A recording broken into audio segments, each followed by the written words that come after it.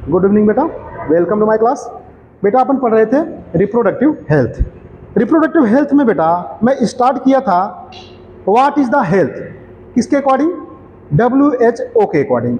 तो WHO के according बेटा मैंने आपको बताया था total well being in all the aspect, चाहे वो बेटा फिजिकल हो, चाहे इमोशनल हो, ठीक है, चाहे आपका बिहेवियर हो, ठीक है बेटा। तो सारे पर्सपेक्टिव्स पे आपको फिट होना है, तभी आप बोले जाएंगे कैसे हैं बेटा आप रिप्रोडक्टिवली फिट है। ये आपने पढ़े थे बेटा। उसके बाद बेटा आपने RCH प्रोग्राम के बारे में मैंने आपको पढ़ाया था कि RCH प्रोग्राम किस तरह से रिप्रोडक्टिव हेल्थ में वर्क कर रहा है, लोगों को जागरूक कर रहा है बेटा कैसे, ठीक है। फिर लास्ट में बेटा अपन पढ़े थे एमिनोसेंथेसिस। एमिनोसेंथेसिस का इस्तेमाल क्यों किया जाता है? तो एमिनोसेंथेसिस का इस्तेमाल बेटा अगर किसी क्रोमोसोम में बच्चे की क्रोमोसोम में एबनॉर्मलिटीज़ है तो उसको पता करने के लिए उसका इस्तेमाल किया जाता है। लेकिन हमने क्या किया है बेटा, हमने इसका मिसयूज करके सेक्स, जेंडर, बच्चे के जेंडर का पता लगाना स्टार्ट कर दिया। जिससे क्या हुआ, अगर फीमेल है तो उसको माँ के यूट्रस में ही क्या करते थे, मार दिया जाता था बेटा, या तो उनको बेटा अवॉर्ड कर दिया जाता था। तो एमिनोसेंथेसिस का हमने क्या किया था, मिसयूज किया था, ठीक है बेटा। कल अपन यहाँ तक पढ़े थे। आज अपन पढ़ेंगे बेटा कंट्रासेप्टिव मेथड, क्योंकि बेटा पढ़ेंगे अपन पॉपुलेशन एक्सप्लोजन। तो पॉपुलेशन एक्सप्लोजन से पहले एक मेडिसिन है सहेली, सहेली के बारे में थोड़ा पढ़ेंगे, फिर अपन स्टार्ट करेंगे पॉपुलेशन एक्सप्लोजन। ओके बेटा, चलिए शुरू करते हैं रिप्रोडक्टिव हेल्थ।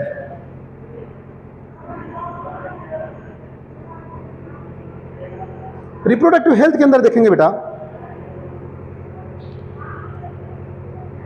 सहेली। सहेली एक न्यू ओरल कंट्रासेप्टिव पिल्स है, इसके लिए बेटा फीमेल्स के लिए। Was developed by scientist contraceptive scientist at central drug research institute, CDRI इसको बोलते हैं। ये लखनऊ में है बेटा, ठीक है बेटा। तो एक सहेली टैबलेट है बेटा जो बनाई गई, कहां बनाई गई बेटा? लखनऊ में। कहां पे? CDRI Lucknow in India. ये बेटा बहुत ही अच्छी दवा है ये सहेली दवा। जब सहेली दवा नहीं थी बेटा तो इसके पहले फीमेल्स माला डी, मालायन, डेली पिल्स का इस्तेमाल करती थी। ये सब बेटा जो मेडिसिन थी ये इनका बहुत साइड इफेक्ट था, ठीक है बेटा, क्योंकि ये प्रोस्टान और एस्ट्रोजन के मिक्स से बनती थी। ये जो आपकी माला डी होती थी, डेली पिल्स होती थी, मालायन होती थी, तो इनमें बेटा प्रोस्टान और एस्ट्रोजन के मिक्सिंग से एस्ट्रोजन का लेवल फीमेल के अंदर बढ़ना स्टार्ट हो जाता था, और जिससे फीमेल को बहुत सी प्रॉब्लम आती थी, जिससे वेट का बढ़ना हो जाता था, वेट बढ़ जाता था फीमेल को। सबसे बुरा उसका बेटा साइड इफेक्ट ये था कि फीमेल को ब्रेस्ट कैंसर जैसी बीमारियां होना स्टार्ट हो गई थी इन सब दवाइयों से। तो उन सब दवाइयों का बेटा बहुत साइड इफेक्ट था। तो RCH प्रोग्राम अपना अंदर अंदर बेटा काम कर रहा था। RCH प्रोग्राम चीजों को इंप्रूव कर रहा था। तो RCH प्रोग्राम के अंदर ही सहेली मेडिसिन को बनाया गया। कहां पे बनाया गया? लखनऊ में, CDRI लखनऊ, CDRI लखनऊ। ये बेटा टैबलेट्स बहुत अच्छी थी। ये वीकली पिल्स थी, नॉन स्टेरॉइडल थी, वीकली पिल्स थी, और ये काम क्या करती थी? बच्चे को इम्प्लांट नहीं होने देती थी। जिससे बच्चा इम्प्लांट नहीं होता था, तो ये एक तरह की कंट्रासेप्टिव बहुत सक्सेसफुल थी बेटा। ओके, तो देखेंगे तो एक न्यू ओरल कंट्रासेप्टिव पिल्स बनाई गई फीमेल के लिए। बनाया कहाँ गया बेटा? साइंटिस्ट द्वारा बनाया गया सेंट्रल ड्रग रिसर्च इंस्टीट्यूट। कहाँ है? लखनऊ में, इंडिया में। ये बेटा कैसी दवा थी? ये नॉन स्टेरॉइडल दवा थी, non steroidal, once in a week, मतलब वीकली टैबलेट था। बाकी दवाइयाँ जो थी बेटा माला डी, मालायन, डेली पिल्स, इनको डेली लेना पड़ता था, डेली आपको लेना पड़ता है एक। लेकिन ये मेडिसिन बेटा ऐसी थी, इसको वीक में केवल एक टैबलेट लेना होता था। ओके, तो कैसी थी? नॉन स्टेरॉइडल थी, वंस इन अ वीक। और ये काम क्या करती थी बेटा? ये प्रिवेंट करती थी इम्प्लांटेशन को रोक देती थी। प्रिवेंट इम्प्लांटेशन नहीं होने देती थी। और इसको हम वीकली यूज करते थे, वंस इन अ वीक, मतलब वीक में केवल एक टैबलेट खाना होता था। इंडिकेटर, आगे देखते हैं बेटा, indicator of improve reproductive health society कह रहा है कि अब हम किस तरह से रिप्रोडक्टिव हेल्थ सोसाइटी को कैसे इंप्रूव कर सकते हैं, ठीक है बेटा। तो किस तरह से हम किसी सोसाइटी को इंप्रूव कर सकते हैं रिप्रोडक्टिव हेल्थ के पर्सपेक्टिव से। ओके, इसके लिए क्या करेंगे? Better awareness about sex related matter. इसके लिए हमें क्या करना पड़ेगा? सेक्स रिलेटेड इंफॉर्मेशन, उनको अच्छी तरह से सेक्स रिलेटेड इंफॉर्मेशन देना पड़ेगा। ओके, और क्या करना पड़ेगा? Increase number of medically associated delivery. तो जितनी भी गांव में बेटा डिलीवरीज हो रही हैं, डिलीवरीज को डॉक्टर के अंडर में कराया जाना चाहिए, तभी ज्यादा सक्सेस रहेगा। ओके, तो क्या करना है बेटा? सेक्स रिलेटेड मैटर पर सबको इंफॉर्मेशन देना है, और increase number of medical facility, मतलब मेडिकल फैसिलिटीज को बढ़ाना है, और वहीं पे क्या करना है? डिलीवरी कराना है। और क्या करना है, better postnatal care. Postnatal care का मतलब क्या है बेटा, बच्चे के जन्म होने के बाद postnatal care leading to the decrease in the maternal and infant mortality rate.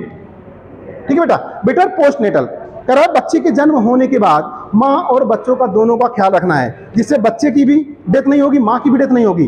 तो इस तरह से बेटा क्या करेंगे, इस तरह से अपन क्या कर सकते हैं, रिप्रोडक्टिव हेल्थ को सोसाइटी में इंप्रूव कर सकते हैं। ओके बेटा, चलिए अगले स्लाइड पे चलते हैं। और क्या करना है बेटा, increase number of couple with small family. क्या करना है, increase number of couples with small family. Small family की कपल्स को क्या करना है बेटा, सिलेक्ट करना है, उनको जागरूक करना है।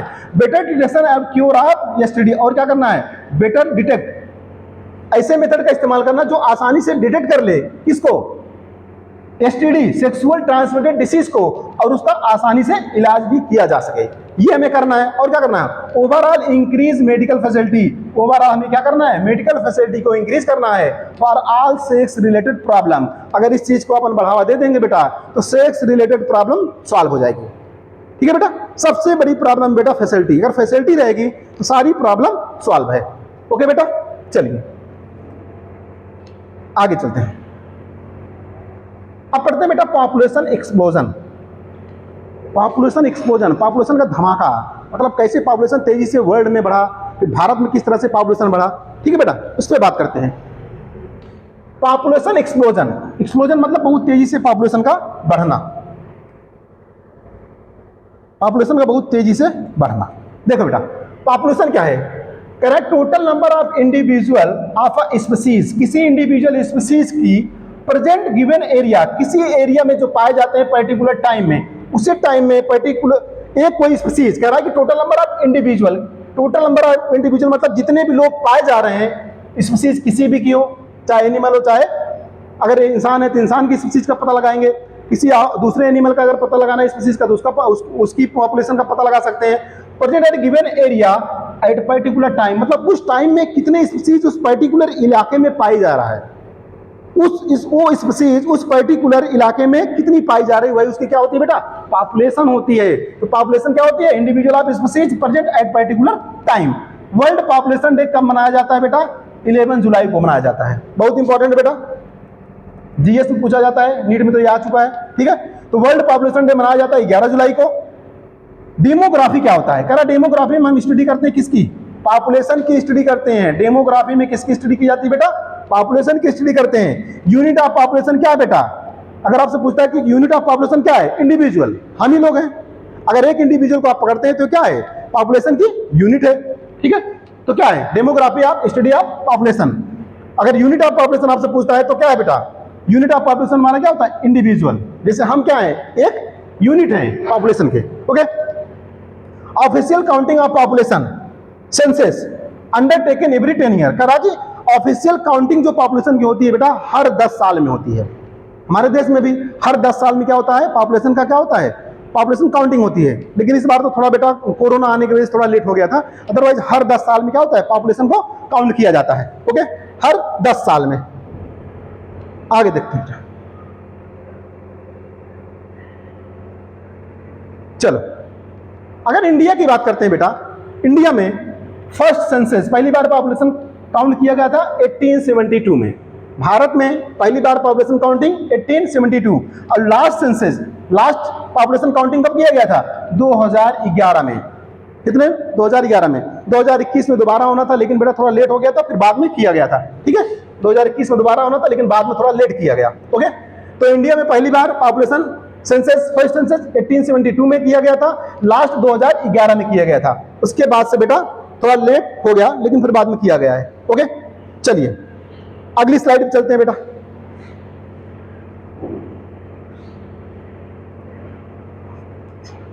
अब वर्ल्ड के पॉपुलेशन की बात करते हैं। कहना the world population which was around 1919 की बात कर रहा है, 1900 की बात कर रहा है। कह रहा है कि पूरे वर्ल्ड की पॉपुलेशन 1900 में कितनी थी, 2 मिलियन थी। मतलब कितना, 200 मिलियन हम बोलते हैं इसको।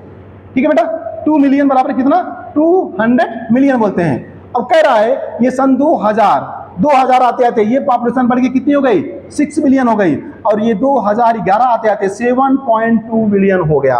मतलब पॉपुलेशन बेटा कितनी तेजी से बढ़ा। देखिए कह रहा वर्ल्ड का पॉपुलेशन जो था 1900 में 1900 में कितना था, 2 बिलियन था, और वो सन 2000 मतलब 10 साल में बेटा देखा कितनी तेजी से बढ़ा, बढ़ के कितना हो गया, सन 2000 में कितना हो गया, 6 बिलियन हो गया, और वही 2011 में बेटा कितना हो गया, बढ़कर 7.2 बिलियन हो गया।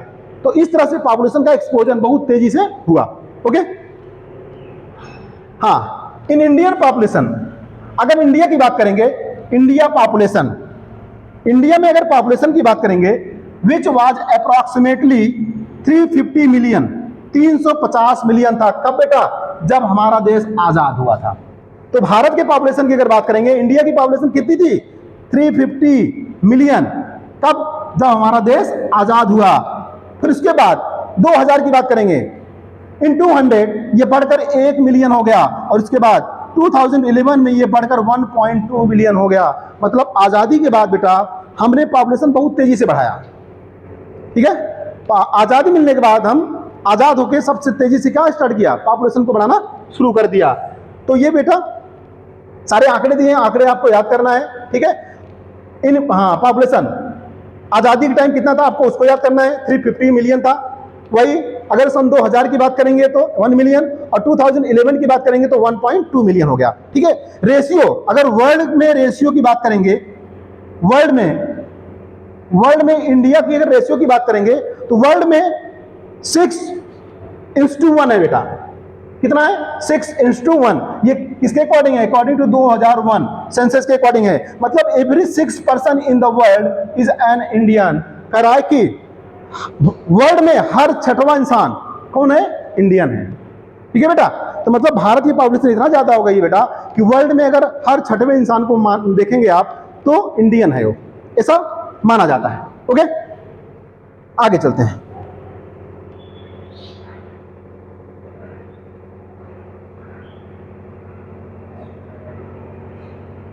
आगे देखें बेटा, अकॉर्डिंग टू 2001 की बात कर रहा है census report, the population growth rate was still around 1.7%। कह रहा है 2001 में अगर पॉपुलेशन ग्रोथ रेट की बात करेंगे तो 1.7% था। मतलब कि 1000 में 17 पॉपुलेशन ग्रोथ जो थी 17 के हिसाब से बढ़ रही थी। ठीक है, 1000 में 17 लोग बढ़ रहे थे। कब बेटा, 2001 में। और अकॉर्डिंग टू 2011, और भाई जब 2011 का सेंसस आता है उसमें कितने लोग बढ़ने लगे, कह रहा है बेटा 1000 में 20 लोगों का नंबर बढ़ना स्टार्ट हो गया, पर 1000 पर 20 लोग बढ़ना स्टार्ट हो गए। तो मतलब 2001 में 1.7% था तो 17 लोग 1000 में बढ़ रहे थे। वही बेटा जब 2011 में देखा गया तो कितना बढ़ गया, ये 2% बढ़कर चला गया, 2%। मतलब 1000 में 20 लोग हर साल बढ़ रहे थे। इस तरह से पॉपुलेशन लगातार बढ़ रहा था। ओके, चल आगे चलते हैं बेटा। कह रहा है कि रीजन क्या है, पॉपुलेशन एक्सप्लोजन क्यों हो रहा है। ठीक है, reason for the population explosion, population explosion का रीजन क्या है आगे बताएंगे।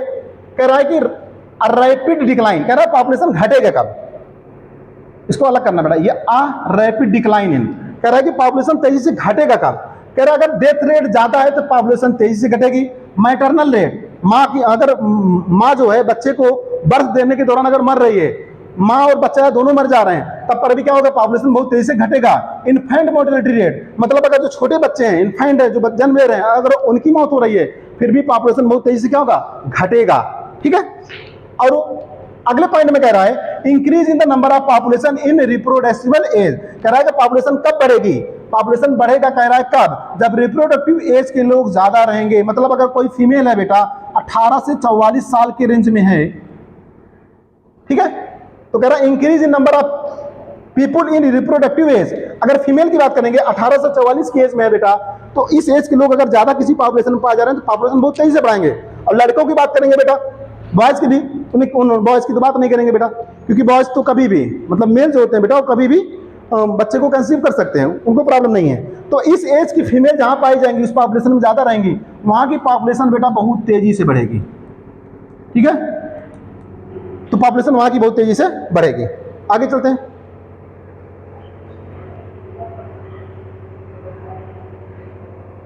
अब कह रहा है बेटा population growth rate depend on, किस पर डिपेंड करता है? कह रहा है population growth rate depend upon, population growth rate किसके ऊपर डिपेंड करेगा? ठीक है, कह रहा है बर्थ रेट पर। अगर बर्थ रेट ज्यादा हो रहा है तो क्या होगा बेटा? पॉपुलेशन ग्रोथ रेट बढ़ेगा। बर्थ रेट ज्यादा है तो पॉपुलेशन बर्थ रेट बढ़ेगा। फर्टिलिटी रेट, अगर फर्टिलिटी रेट या बर्थ रेट मतलब फर्टिलिटी रेट अगर ज्यादा है तो पॉपुलेशन बढ़ेगा। ठीक है, पॉपुलेशन ग्रोथ रेट डिपेंड, हाँ किसके किसके ऊपर डिपेंड करता है इसकी बात कर रहा है। कह रहा है कि बर्थ रेट पर डिपेंड करता है, डेथ रेट पर डिपेंड करता है, माइग्रेशन मतलब कोई देश छोड़ के जा रहा है उसके ऊपर भी इफेक्ट पड़ेगा, एज और सेक्स रेशियो पर भी डिपेंड करता है। ठीक है, जैसे अगर किसी देश में बर्थ रेट ज्यादा है तो पॉपुलेशन बढ़ेगा, डेथ रेट ज्यादा है तो पॉपुलेशन घटेगा, कोई देश छोड़ के चला जा रहा है तो पॉपुलेशन घटेगा। अगर रिप्रोडक्टिव एज में है और सेक्स फीमेल का 18 से 44 है बेटा तो वहां भी पॉपुलेशन बढ़ेगा। तो कह रहा है कि डिपेंड किसके पड़ेगा?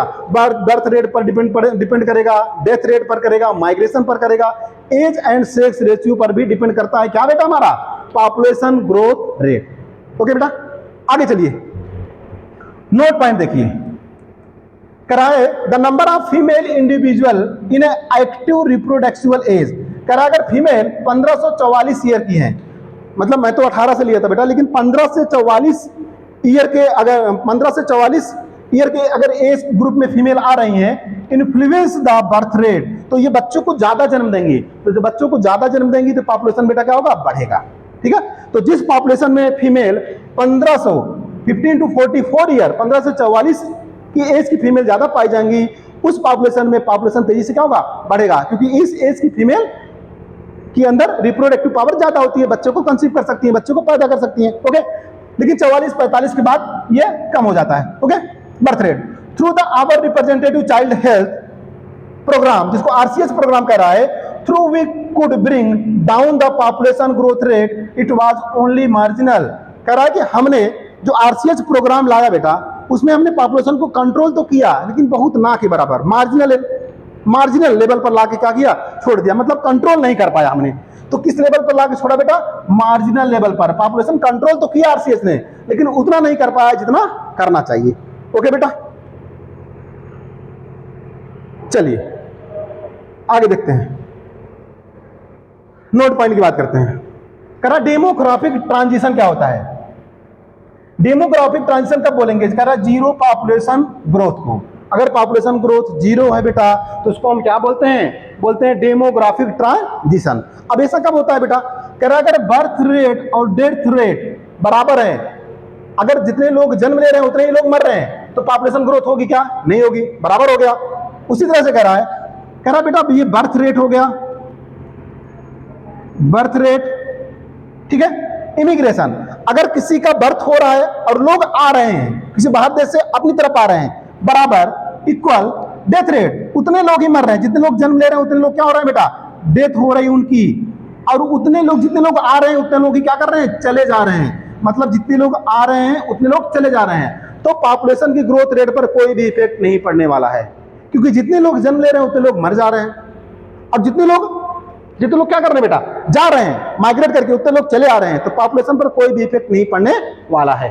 ओके, इसलिए यहां नीचे दिया गया है, कह रहा इफ बर्थ रेट ज्यादा है डेथ रेट से, अगर बर्थ रेट ज्यादा है डेथ रेट से तो पॉपुलेशन बढ़ेगा कि नहीं बढ़ेगा? बढ़ेगा, क्योंकि बर्थ ज्यादा हो रहा है। तो कह रहा अगर बर्थ रेट ज्यादा है डेथ रेट से, इसको बोलेंगे पॉजिटिव पॉपुलेशन ग्रोथ, मतलब पॉपुलेशन बढ़ रहा है। वहीं दूसरी तरफ कह रहा अगर बर्थ रेट कम है किससे? डेथ रेट, मतलब लोग, वहां के लोग ज्यादा मर रहे हैं, तो हो गया, उसको बोलेंगे निगेटिव पॉपुलेशन ग्रोथ रेट, क्योंकि लोग मर ज्यादा रहे हैं, जन्म कम ले रहे हैं, जिसको बोलेंगे निगेटिव ग्रोथ रेट। ओके बेटा,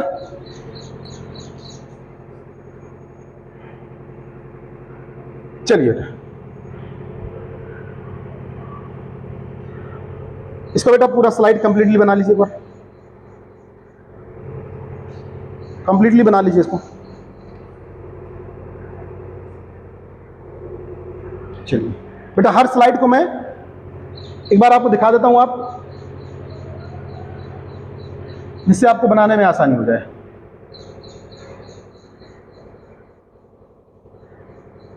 आप स्टॉप कर करके बेटा बना सकते हैं आसानी से।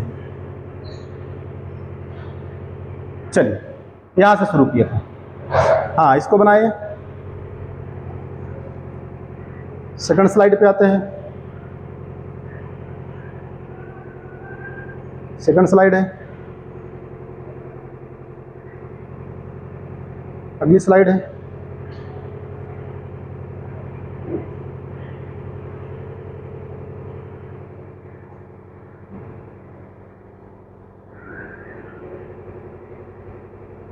नेक्स्ट स्लाइड है बेटा।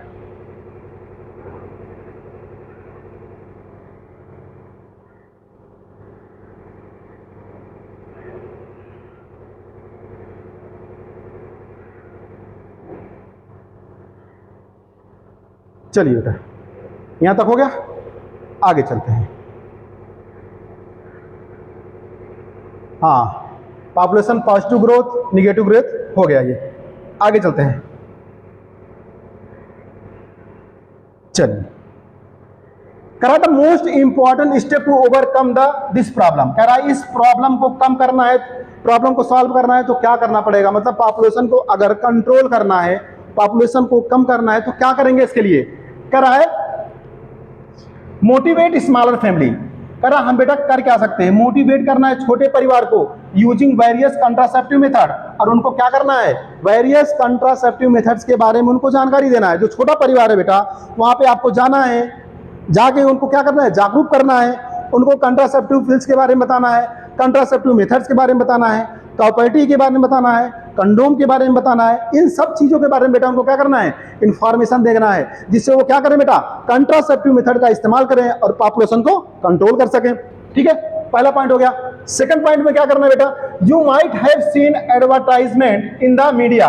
और क्या करना है, कह रहा सरकार को चाहिए कि इसके लिए क्या करे बेटा, हमें एडवर्टाइजमेंट मतलब ऐड करना है इस चीज को लेकर मीडिया में, एज वेल एज पोस्टर में। मीडिया में, पोस्टर्स में, कोई बिजली का बिल निकाल रहा है उसमें, उन सब में ऐड देना है कि हमें पॉपुलेशन को कंट्रोल कैसे करना है, कैसे पॉपुलेशन को कम करना है।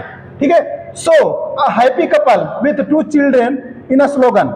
आप देखते होंगे बेटा बिल में, बिल के अंदर आप देखते होंगे वहां पे एक हैप्पी कपल को दिखाया जाता है विद 2 बच्चों के साथ। ठीक है, और वहां पे स्लोगन लिखा रहता है हम दो हमारे दो। ये स्लोगन है बेटा, हम दो हमारे दो। मतलब ये स्लोगन दिया जाए, लोगों को जागरूक करो। और ये स्लोगन पहले बेटा जो बिजली का बिल आता था उसमें दिया जाता था, रेडियो में दिया जाता था, टीवी में दिया जाता था कि हम दो हमारे दो, ये ऐड सुनने को मिलता था। इसका मतलब ये था कि आप 2 लोग हैं, सिर्फ 2 ही बच्चा पैदा करिए, उससे ज्यादा बच्चे को मत पैदा करिए। ठीक है, हम 2 हमारे 2। ओके, आगे वी 2 एंड आवर 2, इस स्लोगन को बढ़ावा देना है जिससे पॉपुलेशन को लोग कंट्रोल करें। Many couple mostly the young, कह रहा है कि बहुत से कपल ऐसे हैं जो अर्बन है, young urban working one have even adopted and one child.